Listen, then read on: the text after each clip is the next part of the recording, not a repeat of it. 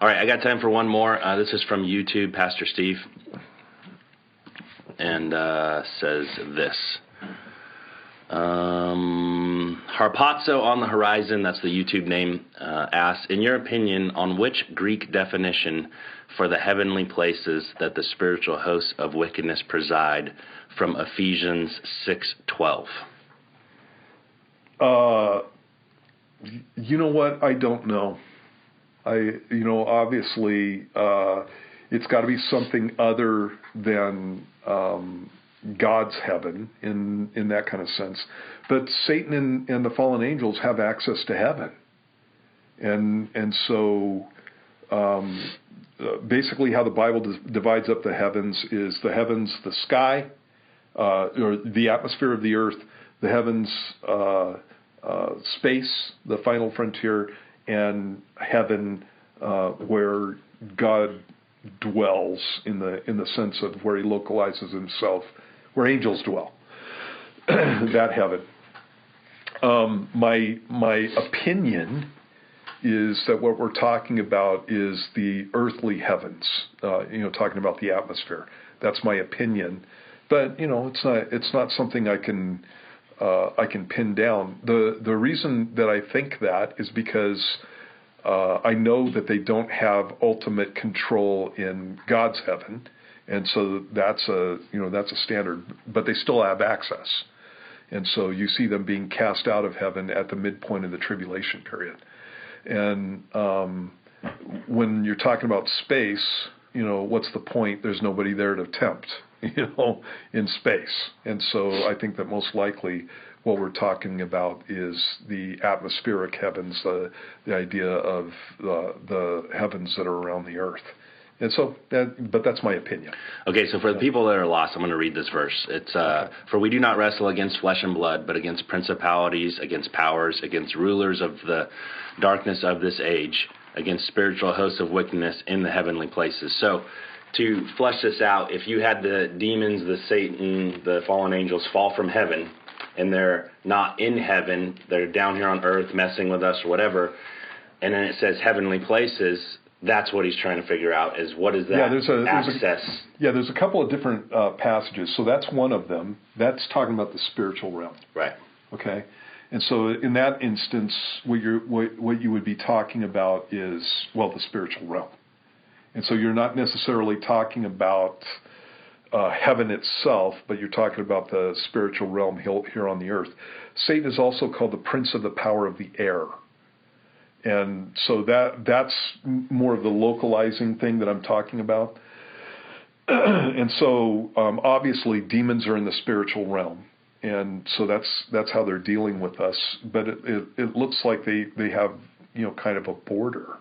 And it looks like they're cast down to the earth. Yeah. And so that would be our heavenlies. So if Satan has access to heaven, because obviously you quoted that already, that he accuses us, that he blasts the whole Job, all that stuff. Is he the only one?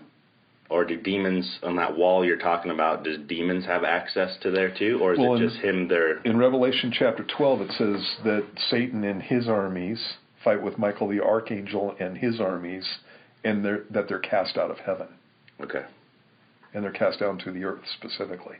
And so there's the original casting out that took place sometime between Genesis chapter 1 and Genesis chapter 3. And that's the fall of Satan and the angels. And so you have that, but they still have access to heaven to the extent that Michael forms an army and drives them out in Revelation chapter 12. And is that talking about when they were cast down from heaven from their original decision to rebel? Yeah, let me read it. So instead of just talking about it, it says, war broke out in heaven, verse 7. Michael and his angels fought with the dragon, and the dragon and his angels fought, but they did not prevail, nor was a place found for them in heaven any longer. So the great dragon was cast out, that serpent of old, called the devil and Satan, who deceives the whole world. He was cast to the earth, and his angels were cast out with him.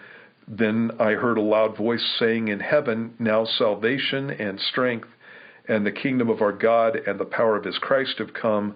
For the accuser of our brethren, who accused them before our God day and night, has been cast down, and they overcame him by the blood of the Lamb. That means Jesus has already died. By the word of their testimony.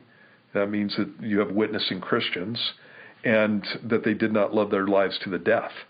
And so Satan is in heaven accusing us before God, and it's not till this event that he's finally cast down to the earth, ultimately and completely. And so it's this event that casts him down to the earth at the midpoint of the tribulation period. In verse 12 it says, "Therefore rejoice, O heavens, and you who dwell in them," that's talking about angels and the spirits of men who've died.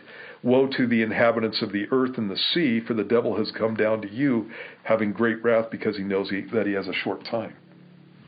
And so, there you have it. Okay, so not to be a dum-dum here, but is that passage when a third of the angels were cast down? The third of the angels is previous. Right, so that's the fall. That's the fall. This is the final thing where he's cast down from heaven for the final time during the tribulation. Right. It's like no access anymore. Okay, so perfect, clear there. That means... And so it's not just the devil, it's the devil and his angels. Right. Yeah. So then technically they still have, in between that time, which we are now, right, they still have access to the heavenly realm. Right.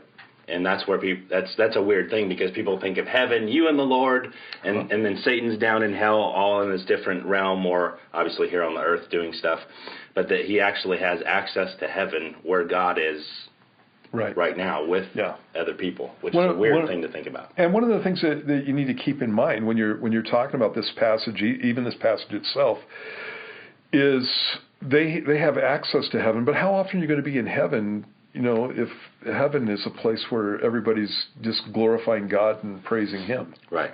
You know, why would you want to be there? Yeah. And so he's just there to make accusations and then leave. Right. Yeah, and that's what that looks like what's going on. Mm-hmm. That he's there making accusations. I don't know how many buddies he takes with him, but he's there making the accusations. And I don't know that, you know, all the demons on the planet would, let's go have a vacation for a week in heaven or something.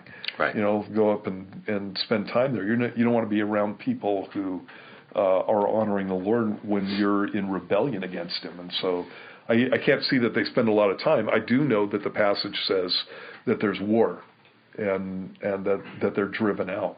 And so it may be the kind of thing where he's crazy. And so maybe he's doing his last-ditch effort to, try to take over. He's always wanted to be in the place of God. Yeah. And so God doesn't even get involved. He just sends Michael to handle it. Totally. Yeah. All right, Harpazzo, hopefully that answers your question, man. Appreciate you watching the show.